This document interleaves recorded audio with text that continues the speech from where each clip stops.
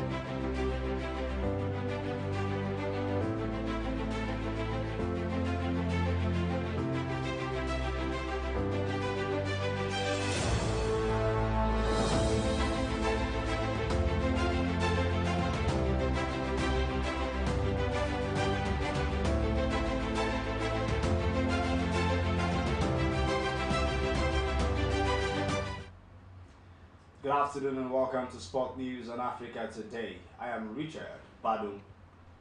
Athletes from different parts of the country will have begun to arrive at Sabah, the Delta State capital, today, and will continue tomorrow ahead of Wednesday's opening ceremony of the 31st National Sports Festival. Delta State won the bid to host the Fiesta, which is Nigeria's version of the Olympics Games, at the end of the last edition in Benin City, Edo State last year. Among the facilities built for the games are two new indoor sports hall, a swimming pool, tartan tracks, and shooting range, all within the Stephen Keshi Stadium at Sabah, as well as a new hockey pitch at Okpadam. A total of 11,000 athletes will participate in Delta 2022 National Sports Festival, which is about 2,000 more than the number that participated at the event, the last edition it held in Edo State. The first event for Sabah 2022 will be cycling on Wednesday morning. Away from that matter now to other sporting matters, World Football Governing Body FIFA has lifted the suspension imposed on Kenya in February after the sports minister disbanded the National Football Federation. The decision came after the new sports minister reinstated Football Kenya Federation, that is FKF, which was disbanded last year over alleged misappropriation of funds. A caretaker committee was appointed to replace its board amid an investigation.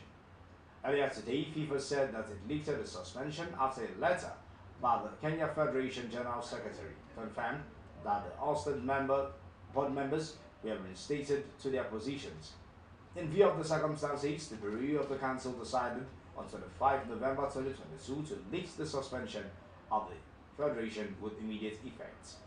FIFA says this has taken place without prejudice on the on-go. And that's Sport News on Africa Today. Back to Peace Oganebauer for the rest of the news. I am Richard Badu.